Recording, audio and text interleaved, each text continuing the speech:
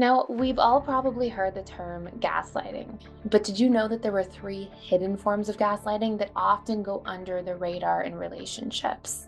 And if you don't know what gaslighting is, don't worry, I will explain. But I want you to know first that gaslighting is one of the most destructive behaviors in relationships that often causes emotional damage to the person on the receiving end of it, causing them to question their reality, be confused, or even be manipulated. And in today's video, we are going to cover these three hidden forms of gaslighting that I bet you didn't even realize were gaslighting. And my goal for you is that by the end of this video specifically, you will be able to identify gaslighting in real time, put up healthy boundaries around individuals who are doing this, and give yourself the space to heal that you may require if you've been in close proximity to these behaviors for a long period of time.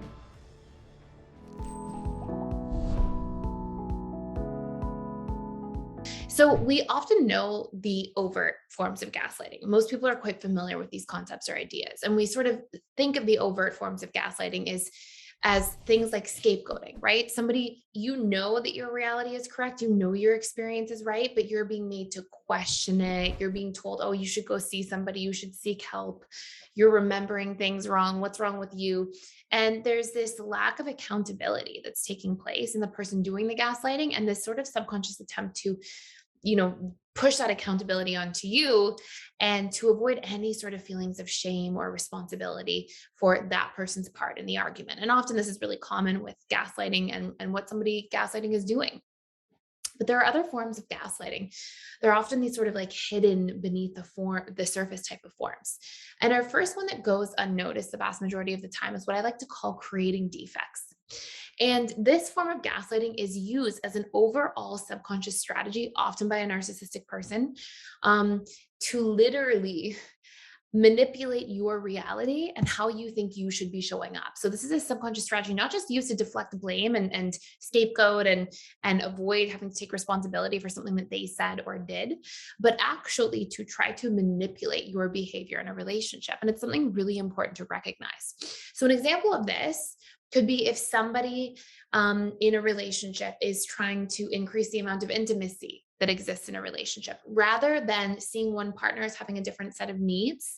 Like let's say let's say it's a narcissistic person. Let's say they're looking to have more sex in a relationship. And let's say that they don't recognize the difference in sex drive that you may have or the amount of intimacy you may feel comfortable having because of the state of the relationship and where it's at. Rather than having a discussion about your differences and airing, hey, what's going on for you, or if I've noticed you withdrawing or things like that, and having open dialogue about it.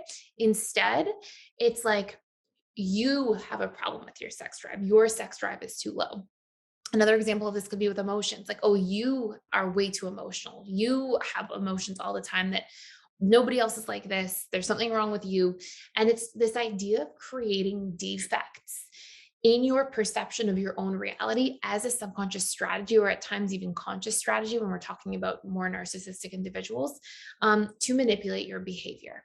And it's like, if I can make you think that your sex drive is wrong, if I can make you think that your emotions are wrong, rather than understanding that, one person might have differences from another person and just being okay with that, or understanding that, hey, we have a difference in this part of our relationship. We're having growing differences in the relationship. Let's discuss it. Let's talk about it. Let's see what's sort of falling off track.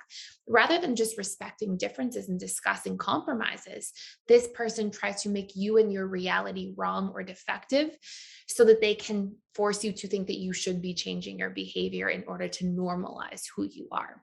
And this is a really important thing to pay attention to and to be aware of, because what can become sort of insidious about this is when the person doesn't recognize that this is taking place and starts, in essence, getting manipulated by this behavior and actually second guessing themselves, and then actually changing their behavior, who they are, what their boundaries are, what they want, what they need, as a strategy to sort of gain favor with the narcissist or narcissistic person, to produce the output of being accepted, when of course what we often see with people who are predisposed to creating these types of behaviors to begin with, so the people that are likely to gaslight pervasively in relationships are usually not going to stop gaslighting when the behavior changes. They're going to usually keep trying to move the needle to gain more and more of their desired outcomes using strategies like this that are quite insidious and unhealthy. So that's our first one. Our second one is what I call third party gaslighting.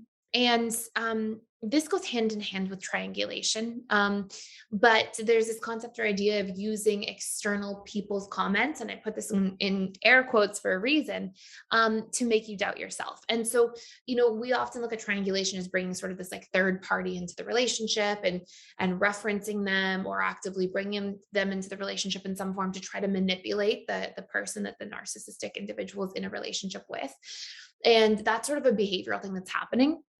When I'm just discussing gaslighting, this can go hand in hand with triangulation anyways, but when I'm just discussing this from a gaslighting perspective, the third party gaslighting is this idea of like sometimes making up people's comments as a strategy to again make you question yourself, doubt your reality, and change your behavioral output. So an example of this might be, oh, my coworker says no partner would ever do what you're doing, right? Or my friend says his wife or that her husband or their husband never does what you're doing. Like something's wrong with you and what's going on from your perspective. And this moves into more of a gaslighting sort of phenomenon when this is not real stuff, right? It's just somebody referencing a fictitious conversation, and really trying to like manipulate the dynamic and change your behavior and how you're showing up and make you question yourself and your reality as a strategy. This is the point of this person bringing up these so-called conversations. So really important to be aware of as well. If you're interested in helping make a huge impact on other people's lives while also building financial freedom, I'm offering an early bird 50% discount on our integrated attachment theory relationship certification program that will help you become a certified integrated attachment theory relationship coach and build your own thriving practice by the end of 12 weeks. This 12-week on-demand program will help you kickstart your new career by teaching you revolutionary tools and strategies that help clients transform their lives and relationships.